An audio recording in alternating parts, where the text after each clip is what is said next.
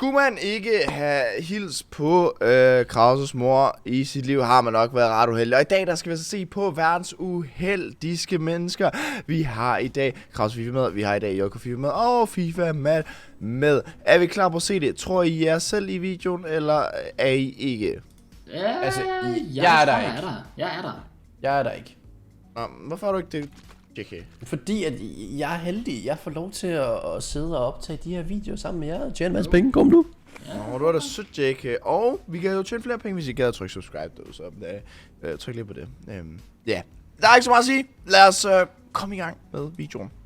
People are really unlucky. If you think your day is bad, just watch this video. You probably can't tell, but that case is higher than the back window. I guess in those situations, there's nothing else to do but walk away as though nothing ever happened.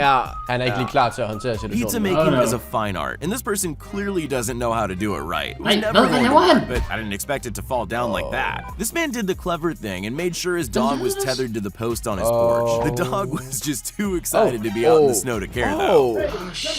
The broken bridge is an illusion. The broken iPad not. Practicing sports indoors is never a good idea. Golf is probably one of the worst choices too. Altså, glasset er ikke i gang med at flække. Det er sådan en video. Det er bare, det er bare sådan op, sådan at det ligner. Ja. Either this person's got some serious drifting skills, or the road's really slippery. If only cars could drive like that. Both would normally just fall out of the sky.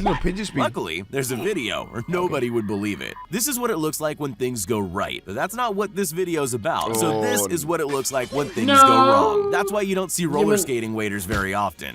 We all like treats, but this girl wasn't expecting hers to be taken away like that. Better luck next time, I guess. It's generally a bad idea to show off in front of live TV cameras. Sure, it could work in your favor, but let's face it, the risks now, there's nothing you can do about it. Sometimes mistakes just aren't your fault. This person didn't technically do anything wrong, but she still had to face the consequences.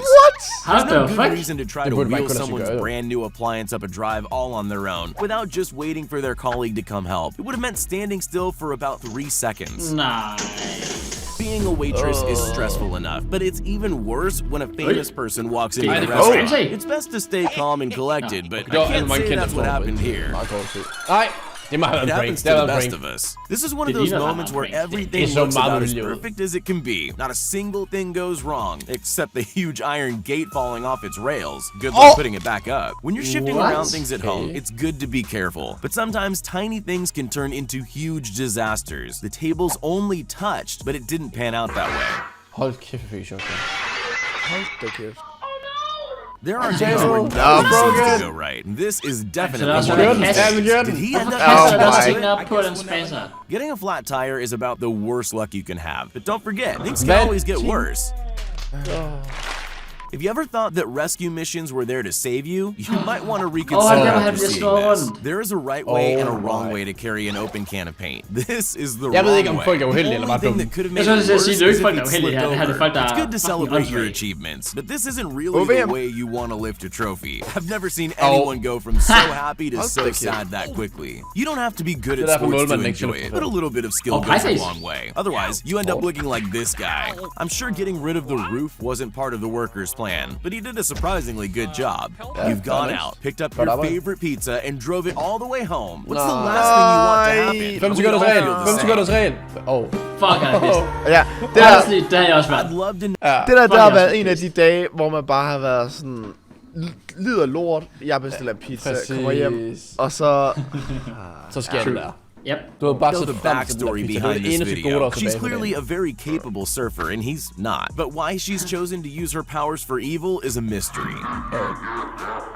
This poor skier tried to tackle those steps at exactly the wrong moment. Little did she know that her every move was being recorded live for everyone to see. Every photographer spends their life looking for the perfect shot. This one probably thought a close-up of this skater was going to be it. Well, it could have been. Too bad he's out of a job. What's the worst thing that could happen when you're out on your motorbike? I would have guessed a pop tire, but... Jeg har et backstory til det der. Sådan, det er dig, eller hvad? Tæt på. Eller ja. Jeg var oppe på fodbold med nogle venner. Så på vej hjem, så kører vi op ad en anden tunnel. Lige pludselig så falder jeg på cykel, og jeg ved ikke, hvad der er sket. Og så kigger jeg bagud, og så kan jeg bare se mit hjul, det bare snurre rundt. Og det er så fordi mit forhjul bare falder af lige pludselig. mens jeg kørte. What? Ja, Okay, så okay. jeg får bare slå mig. Det var... Okay, shit. Og så græd du rigtig, rigtig meget. Det gjorde jeg, fordi nej, eller jo, jeg kan ikke huske det. Det var noget tid siden. Men, Så det vil sige, at du er med i den her video måske?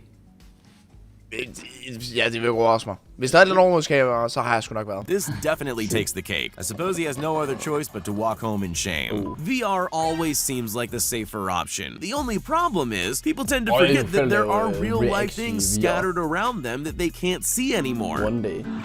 Hvad tænkte han der måske?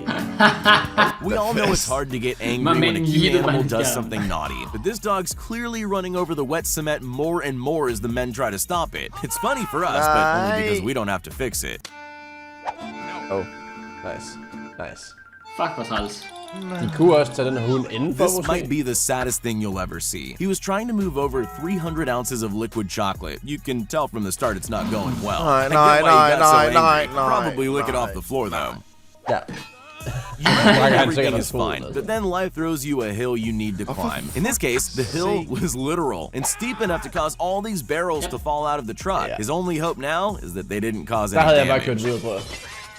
There's nothing worse than dropping a pizza on the job, so he had every right to have that look on his face. But he was so careful. Sometimes there's just nothing you can do to stop things going wrong. Sometimes our cravings cause us to walk knee-deep in the snow for our favorite food. That would be fine if the restaurant was open. Den havde lukket, ja.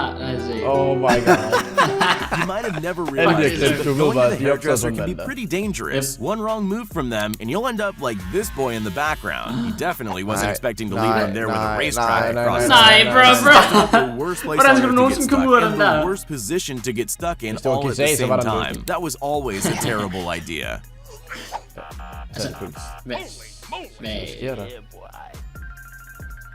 This woman doesn't look like someone who's ever tried to do this before. Still, it seems a simple task. Get the water off the roof. The thing is, she's clearly forgotten that water does what it wants to. It's a pretty big deal to appear on international television. If you have that opportunity, the last thing you want to do is make yourself look silly or do that. At least he made an impression. You could say this guy's lucky he didn't break the glass, but maybe he would have preferred that because that way he can't walk into it again. Sometimes things just aren't meant to be. The same could be said about this science experiment. Maybe fate was trying to tell him something, or maybe it was a cheap pot. Jeg tænkte bare sådan, ja, det røg ud over ham selv, det der kogende vand og sådan noget shit. Jeg har shit. set det der kogende vand, hvor det bare flyver ud over dem, fordi de tror bare, om det gør nok ikke ondt. Ja, det gør det. Automatic fishing, but it's obviously not designed to handle a fish this strong. Don't worry, someone's on the way to Jeg ved ikke, hvad der foregik der. This is one of the greatest comedy sketches of our time, except that it's all a genuine mistake. See if you can count how many things go wrong from the moment he pops the balloon with the door. It literally couldn't have gone worse. We all make mistakes, and every now and then that means you'll destroy some expensive machinery at work. But this man took that to a new level. The boat's obviously a goner. Anyone could have predicted that. But he also forgot to put the handbrake on his forklift.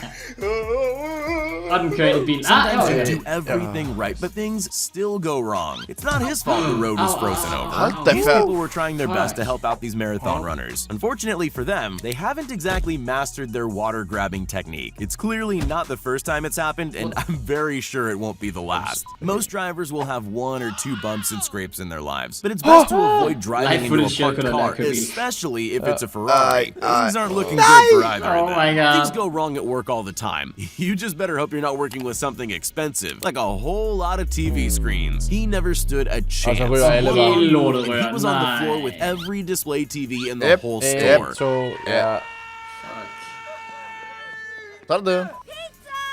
Some people say that humans aren't evolving fast enough to keep up with technology. The best example of that theory is actually the way people relate to glass doors. We're definitely not used to the modern world yet. There are ways to set up your camera to make sure it doesn't fall over. This isn't that way though. Don't let your kid drive heavy machinery, and definitely don't let them do it near your truck. You don't need to be a builder to know that what these guys did was wrong. Yeah, he probably shouldn't have been resting on the wall, but maybe a bit of cement to keep it all together would have helped a lot too. You can always recover from a bad day by relaxing with some friends. Unless you're these guys. Not quite the first night they were expecting. True samurais. Det er ligesom sådan, når man er i sådan en eller anden zoologisk have, et eller andet sted, hvor de har sådan noget, man kan gå under de der, altså man kan gå under vandet, hvor der er glas for. Ja, og så den bare vil eksplodere lidt pludselig. Ja, det er seriøst min største frygt.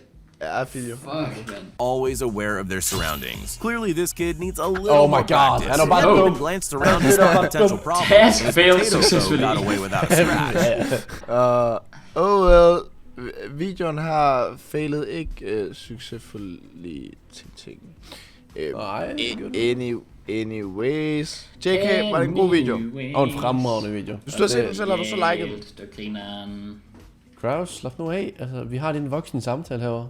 Ja. Hvad? JK, hvis du har set videoen selv, har du så liket den? Jeg havde liket den så hårdt. Jeg havde spammet den, selvom det betød, at man unliker. Så jeg faktisk bare trykket en gang. Men jeg har trykket meget hårdt den en gang, jeg trykkede. Hvad hvis du var ny, og du havde lige set den her mkj-video? Hvad havde du så gjort lige bagefter?